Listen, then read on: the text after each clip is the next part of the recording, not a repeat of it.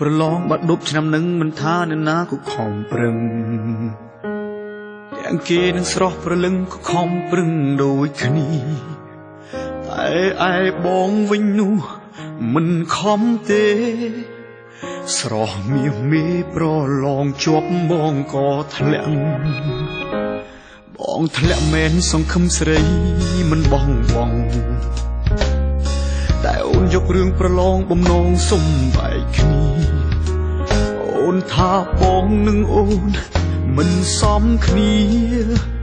ប្រើពាក្យលាឈប់ជួបគ្នាគ្រានេះទៅបងខូចចិត្តខ្លាំងណាស់ណាស្រពាលពើមិនដេចក៏ដាច់ចិត្តទៅទាំងបងសោកកាបងនឹងខិតខំរៀនបើសិនជាអូនត្រូវការតែកុំប្រើពាក្យថាលាពីបងឡើយចាប់ពីថ្ងៃនេះទៅបងសូមសន្យានឹងប្រឹងប្រែងសិក្សាមិនខ្ជិលឡើយសូមតែចិត្តនួនល្អងទុកឱកាសគ្រាចុងក្រោយកុំមិនឲ្យបងរស់ទាំងខ្លោចផ្សា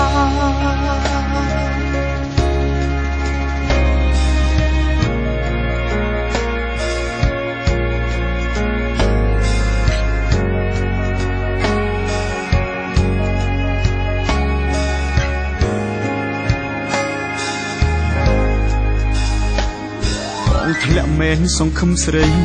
មិនបងតែអូនយករឿងប្រឡងបំណងសុំបែកគ្នាអូនថាបងនឹងអូនមិនសមគ្នាប្រើពាក្យលាឈប់ជួបគ្នាគ្រានេះទៅ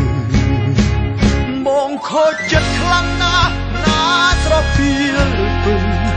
មិនដេចក៏ដាច់ចិត្តទៅទាំងបងសោកកាបងនឹងខិតខំរៀន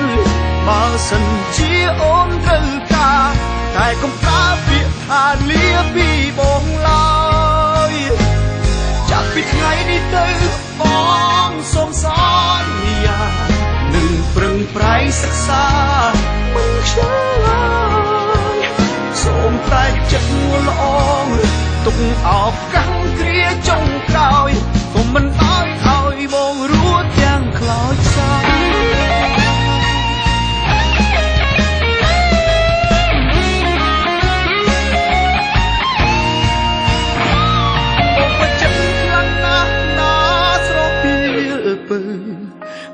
ក៏ដាច់ចិត្តទៅ